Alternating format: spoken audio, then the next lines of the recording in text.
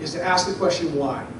Bring those leaders, the military, Pentagon, the people that determine that quadrennial defense review, and say, wait a minute, the global requirements and the threats are still there, but we're reducing our defense posture around the world. We're taking theater missile defense systems out of Poland. We're reducing Special Force F-22, F-35, all these programs to ensure that we have a strong national defense, as listed in the Constitution, are slowly but surely being dwindled. Yet our deficit is now over $12 trillion. So you can see the disconnect. And Congress just approved a $1.9 trillion increase to our deficit. You can buy over 300 aircraft carriers with that $1.9 trillion. And you have to say, where are we spending our money? It's not where the Constitution says we need to. It's not where the global situation is telling us where we should be. It's this social redistribution. It's a progressive agenda. And it's dangerous for this country. And that's why you keep seeing people in the Tea Party and everybody else standing up for us. Thank you very much.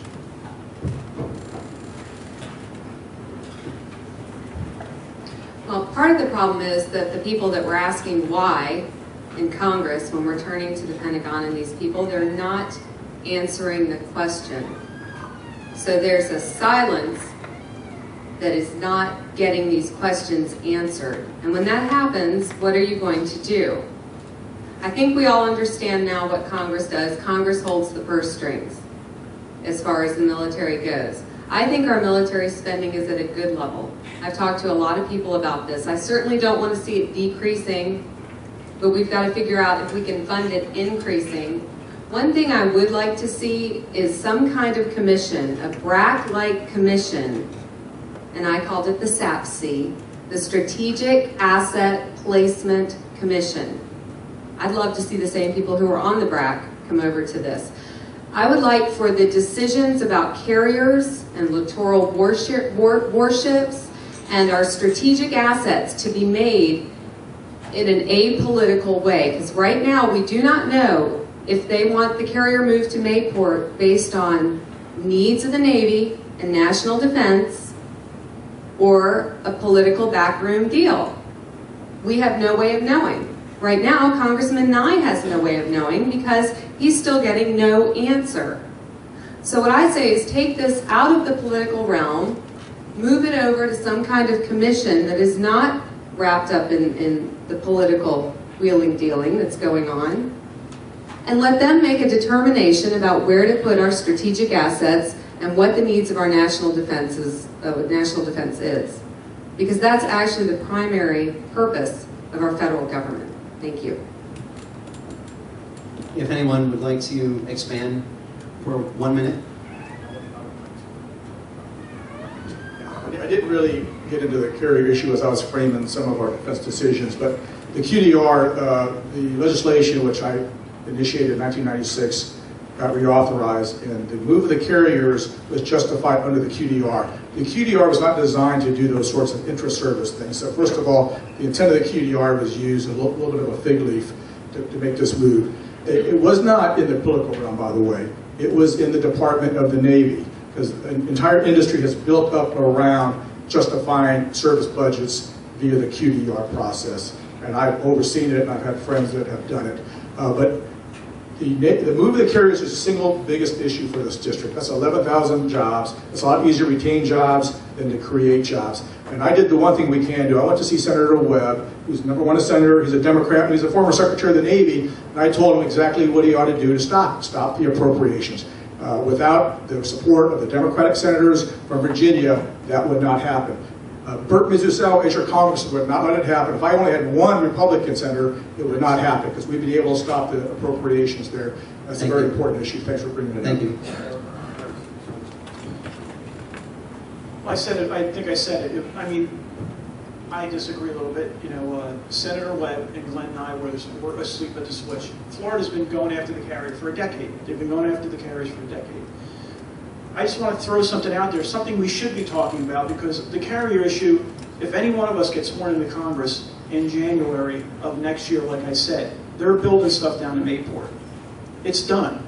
It is easier to keep jobs than it is to create jobs, but it's done. What we should be talking about is there's a new class of ships, and they'll be full fleeted up. I think we're going to build 50 of them. It's the Littoral Combat Ship. Interestingly enough, the primary port on the East Coast is Mayport, Florida, which I don't agree with. The secondary and tertiary are NAV Little Creek here and the naval base here.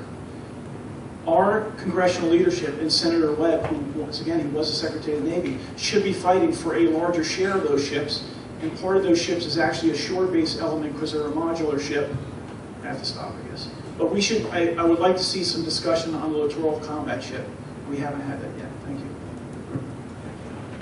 They did allocate some of the littoral ships already to Mayport, but it is political, and Mayport stands to lose ships in the year 2014. So, like one of my opponents said, they have been lobbying the Navy. So it certainly is political, but again, I'm a former Navy SEAL. I'm an Iraq War veteran, but I'm certainly not going to tell my brother SEALs how to do tactics in Iraq right now because I haven't been there since 2005. That's not the approach that you should take. You shouldn't say, I was a Secretary of the Navy, and this is how it should be, strategically speaking, because that's not your job. So again, I want to reiterate the fact that we just don't have the money. And spending $1 billion, appropriating $1 billion over there just gives us the facility and not the capability. So that is a strategic argument right there. We just simply do not have the money. Anyone else? Yes, 1 minute. Okay. I think this is part of the problem. Part of the problem is saying, over my dead body will a carrier leave Hampton Roads. That sounds great. We're talking about a lot of jobs and a significant amount of money to create a situation in Mayport to move that carrier in there. However, this is what I see as part of the problem in Congress is that everybody is trying to grab their piece of the pie and bring it back to their district and get reelected. I think what we need to be looking at are the needs of the country and then the needs of our district. And especially in terms of federal defense, the needs of our country come first, the needs of our district come second. Now making up these jobs, we've got great ideas on that. Wind power, let's look at that. That could bring a lot of jobs here.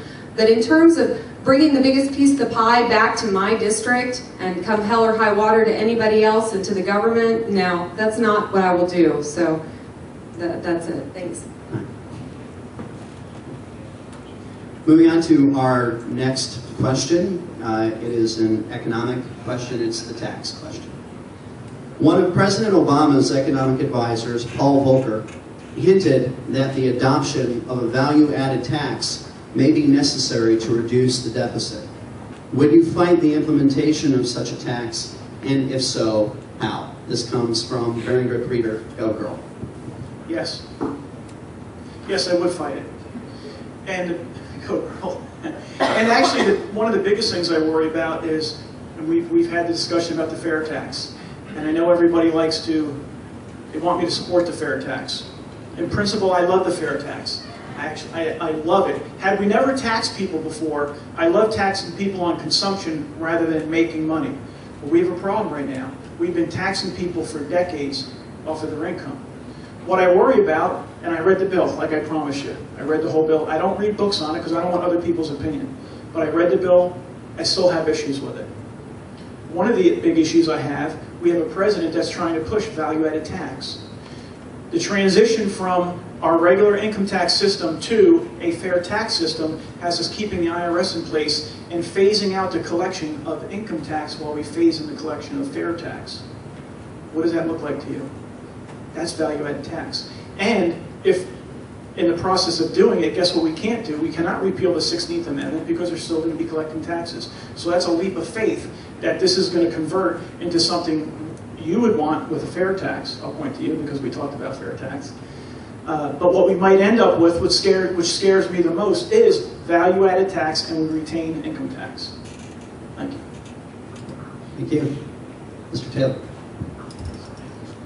If you were to take the tax code currently now and stack it up, it would be much higher than the ceiling is right now.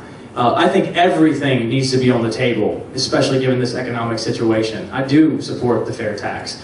Will we need a transition, and is it going to be delicate to implement that? Absolutely. But I think that we're smart enough to get it done. So I would love to see us move towards a more consumption-based tax, and I'm strictly opposed to the value-add tax. I don't think it's reduced the deficit in England. I don't think so. Thank you.